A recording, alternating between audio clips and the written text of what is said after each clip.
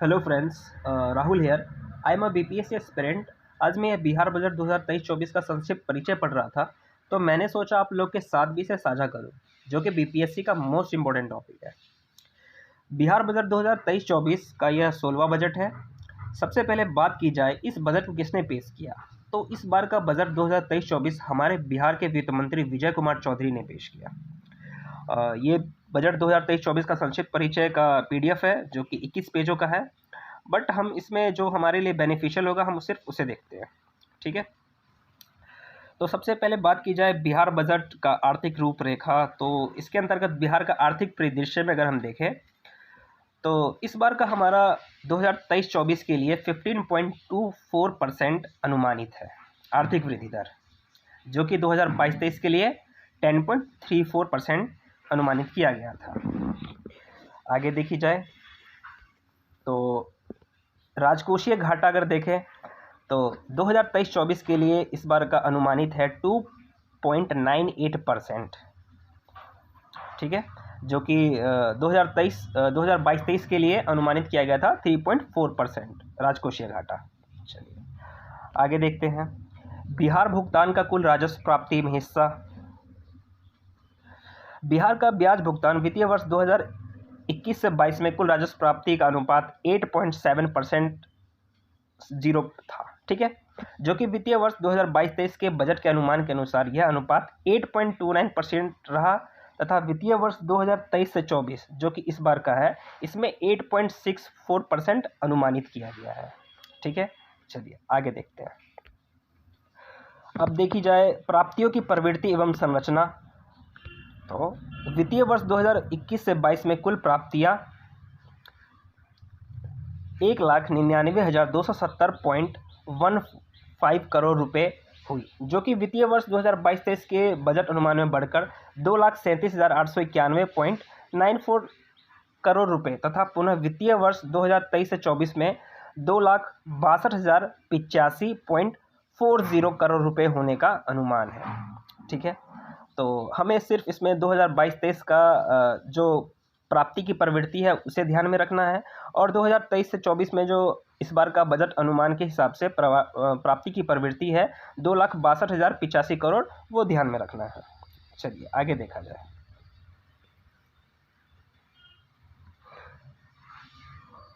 राजस्व संग्रह की संरचना। इसमें देखा जाए तो वित्तीय वर्ष 2022-23 की कुल राजस्व प्राप्ति में कर राजस्व का हिस्सा 71.79% रहने का अनुमान है। इसी वित्तीय वर्ष में कर भिन्न राजस्व के मद से कुल राजस्व प्राप्ति का 3.07% राजस्व संग्रह होना अनुमानित है।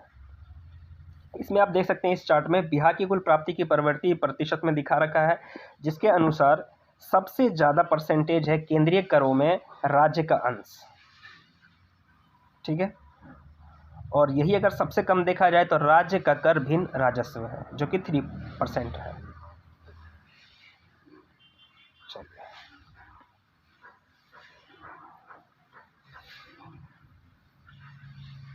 अब देखिए, इसमें हमारा दिखा रखा है क्षेत्रवार व्यय संरचना। तो सबसे ज़्यादा आप देख सकते हैं कि सामाजिक सेवाएं में 38% व्यय संरचना दिखाई गई है।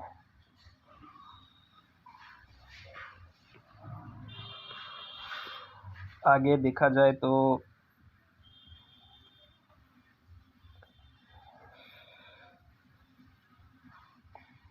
हाँ, बिहार बजट 2023-24 में राज्य सरकार द्वारा कई प्राथमिकताएं निर्धारित की गई है, जिसमें निम्नलिखित प्रमुख है। ये हमारे लिए बहुत ही इंपॉर्टेंट है। सबसे पहला है युवा एवं रोजगार, दूसरा है अनवरत महिला सशक्तिकरण, तीसरा है अल्पसंख्यक कल्याण, चौथा है पुलिस बल का सुदृढ़ीकरण एवं आधुनिकीकरण, पांचवा है कृषि एवं ग्रामीण विकास, छठा हरित विकास, सातवां है आधारभूत संरचना एवं औद्योगिक विकास, और आठवां है शहरी विकास। अब आत्मनिर्भर बिहार के 7 निश्चय 2 जो 2023-24 के लिए वित्तीय वर्ष के लिए दिखाए गए यहाँ पे, तो इसके अंतर्गत इस बार भी 5,000 करोड़ रुपए का उपबंध किया गया है। सबसे पहले अगर हम देखा जाए तो युवा शक्ति बिहार की प्रगति, जिसका पहला पहला हिस्सा है। तो इसके अंतर्गत वर्तमान में प्रशिक्षण हेतु कुल 23 पाठ्यक्रमों का चयन किया गया है। उसके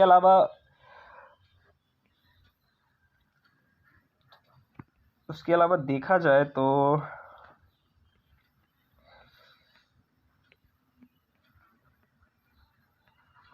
हाँ, उद्यमिता विकास हेतु अनुदान प्रोत्साहन राज्य के बीच उद्यमिता स्वरोजगार को बढ़ावा देने के लिए वर्ष 2022-23 में मुख्यमंत्री युवा उद्यमी योजना के तहत 2080 युवाओं का, मुख्यमंत्री अनुसूचित जाति एवं अनुसूचित जनजाति उद्यमी योजना के तहत 2047 युवाओं का एवं मुख्यमंत्री अति पिछड़ा वर्ग उद्यमी योजना के तहत 2020 युवाओं का औपबंधिक रूप से चयन किया गया है।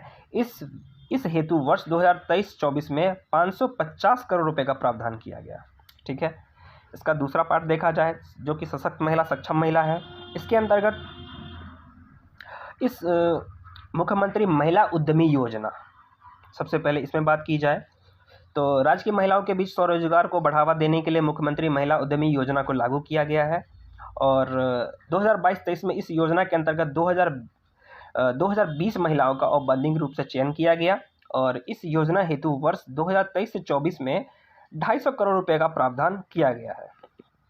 चलिए, उच्चतर शिक्षा हेतु महिलाओं को प्रोत्साहन के लिए, जैसे कि ये आपको पता ही होगा कि उच्चतर शिक्षा हेतु प्रेरित करने के लिए इंटर उत्तीर्ण होने पर अविवाहित महिलाओं को 25,000 रुपये की राशि दी जाती है तथा स्नातक उत्तीर्ण होने पर महिलाओं को 50,000 रुपये की आर्थिक सहायता दी जाती है। अगले वित्तीय वर्ष में 6 लाख महिलाओं को लाभान्वित करने का लक्ष्य है और वर्ष 2023-24 में 600 करोड़ रुपए का प्रावधान किया गया है। चलिए, इसके अलावा अगर हम देखें तो तीसरा पॉइंट है हमारा हर खेत तक सिंचाई का पानी।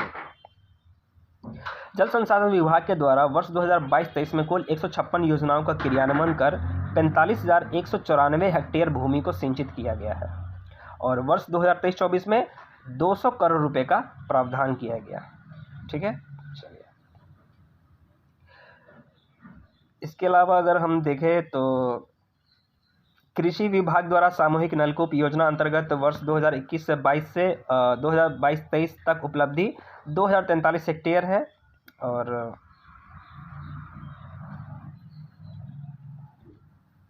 वर्ष 2023-24 में 30 करोड़ रुपए का प्रावधान किया गया है कृषि विभाग द्वारा। ठीक है, चलिए, अगला है ऊर्जा विभाग। तो ऊर्जा विभाग के द्वारा वर्ष 2023-24 में 300 करोड़ रुपए का प्रावधान किया गया है। फिर हमारा फोर्थ पॉइंट है स्वच्छ गांव समृद्ध गांव। तो सभी गांवों में सोलर स्ट्रीट लाइट, इस निश्चय के अंतर्गत ग्राम पंचायत के प्रत्येक वार्ड में सार्वजनिक उपयोग हेतु संरचनाबद्ध रूप से सोलर स्ट्रीट लाइट लगाया जाना है। वर्ष 2023-24 में 392.00 करोड़ रुपए का प्रावधान किया गया है। ठीक है, इसी का एक पार्ट है ठोस एवं तरल अपशिष्ट प्रबंधन, जिसके तहत गांव में ठोस एवं तरल अपशिष्ट प्रबंधन एवं मल प्रबंधन की व्यवस्था की जाएगी और वर्ष 2022 से 23 तक लक्षित 4,250 ग्राम पंचायतों के 57,028 वार्डों के विरुद्ध 2,428 पंचायतों के 32,145 वार्डों में कार्य प्रारंभ हो चुका है। ठीक है, इसी का अगला पार्ट है पशु एवं मत्स्य संसाधनों का विकास। तो इसके अंतर्गत राज्य के पशुपालक एवं मछली पालकों की आय बढ़ाने के उद्देश्य से आधुनिक तकनीकों का इस्तेमाल कर दुग्ध उत्पादन एवं प्रसंस्करण, मुर्गी पालन, मछली पालन आदि को बढ़ावा दिया जाएगा और वर्ष 2023 से 24 में इस हेतु 100 करोड़ रुपए का प्रावधान किया गया है। चलिए, अब 7 निश्चय पार्ट 2 का 5वां पॉइंट देखें तो स्वच्छ शहर विकसित शहर है। इसके अंतर्गत ठोस एवं तरल अपशिष्ट प्रबंधन के अंतर्गत राज्य के 261 नगर निकायों में से 161 में क्लस्टर आधारित इकाई एवं 100 में स्टैंड अलोन आधारित इकाई के आधार पर परियोजना का क्रियान्वयन किया जाना है। ठीक है, 35 नगर निकायों में 51 मटेरियल रिकवरी फैसिलिटी तथा 87 नगर निकायों में 181 वेस्ट टू कंपोस्ट केंद्र संचालित है। 2023 से 24 में 124 करोड़ रुपए का प्रावधान किया गया है ठोस एवं तरल अपशिष्ट प्रबंधन के अंतर्गत। चलिए, आगे देखा जाए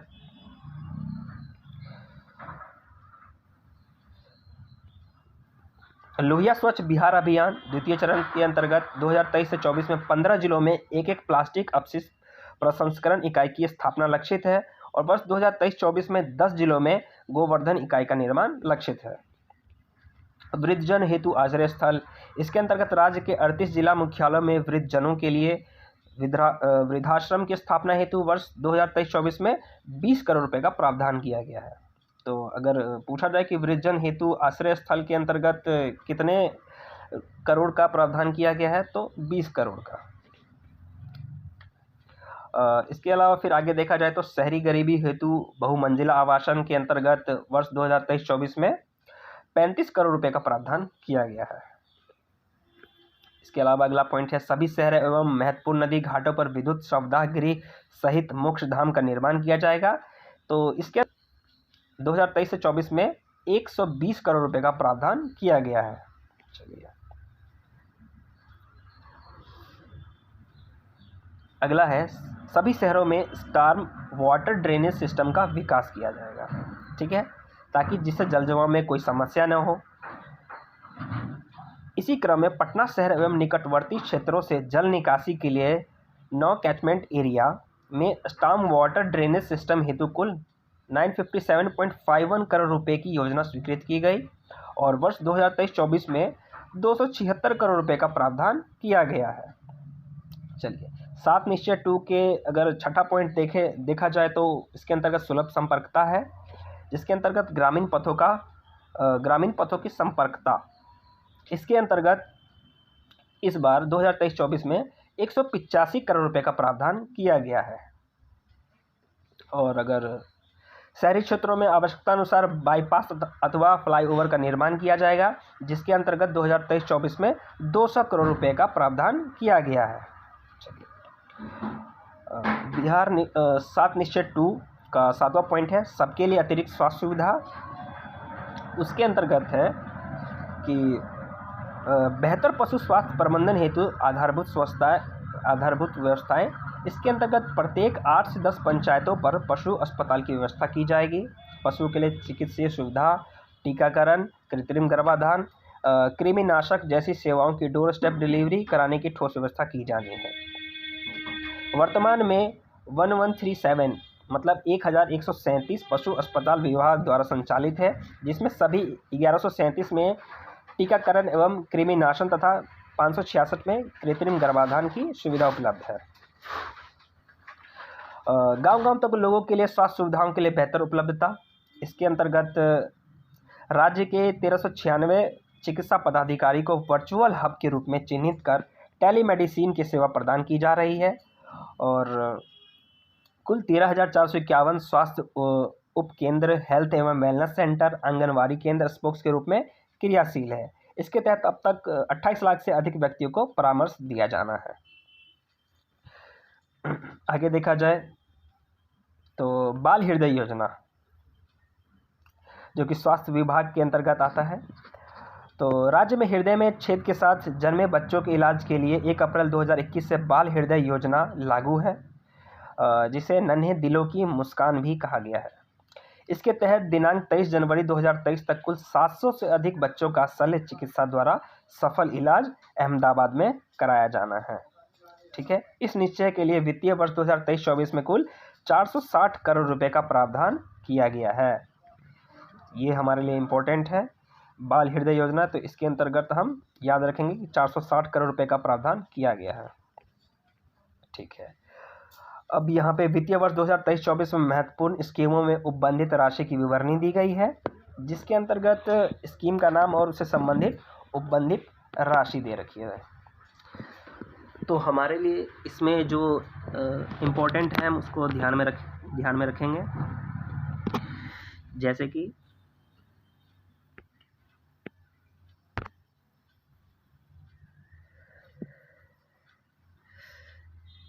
सबसे पहला है हमारा राष्ट्रीय ग्रामीण रोजगार गारंटी स्कीम, जिसे मनरेगा कहते हैं। इसके अंतर्गत 3,852 करोड़ रुपए की राशि उपबंधित की गई है। ठीक है, अगला अगर देखा जाए तो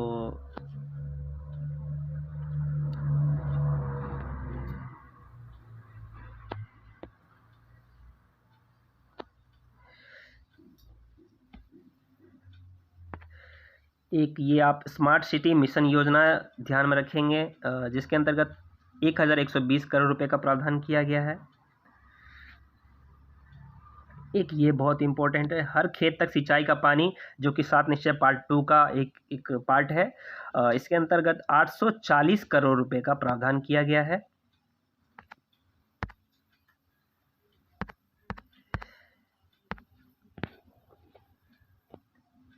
इसके अलावा बिहार स्टूडेंट क्रेडिट कार्ड योजना, इसके अंतर्गत 690 करोड़ रुपए का प्रावधान किया गया है। इसके अलावा राष्ट्रीय ग्रामीण पेयजल कार्यक्रम, जो कि जल जीवन मिशन का पार्ट है, जिसके अंतर्गत 533 करोड़ रुपए का प्रावधान किया गया। Atal mission for rejuvenation and urban transformation, जिसे अमृत कहा गया है, तो इसके अंतर्गत 604 करोड़ रुपए का प्रावधान किया गया है। इसके अलावा एक हमारा मुख्यमंत्री प्रोत्साहन योजना 7 निश्चय 2 के अंतर्गत 600 करोड़ रुपए का प्रावधान किया गया है। इसके अलावा फिर मुख्यमंत्री युवा महिला उद्यमी योजना, जो कि 7 निश्चय पार्ट 2 का ही एक भाग है, इसके अंतर्गत 500 करोड़ रुपए का प्रावधान किया गया है।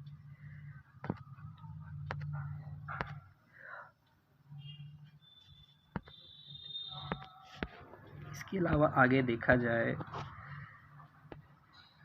हाँ, तो ये एक हमारा बहुत ही इम्पोर्टेंट है, जल जीवन हरियाली मिशन। इसके अंतर्गत 421 करोड़ रुपए का प्रावधान किया गया है। ठीक है,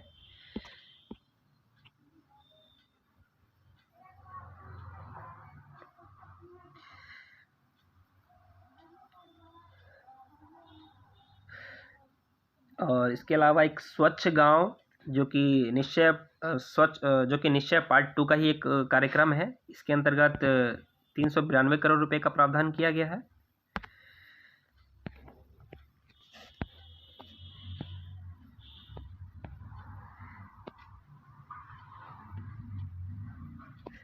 इसके अलावा फिर एक हमारा ये इम्पोर्टेंट हो जाता है, सतत जीविकोपार्जन योजना, जिसके अंतर्गत 250 करोड़ रुपए का लक्ष्य रखा गया है।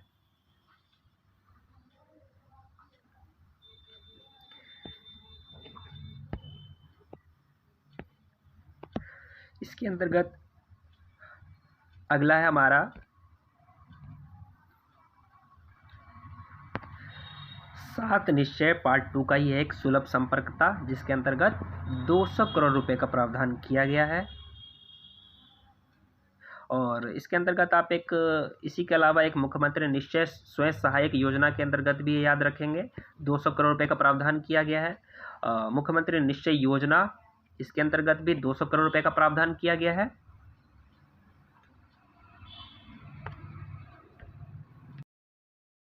इसके अलावा हम आगे देखते हैं तो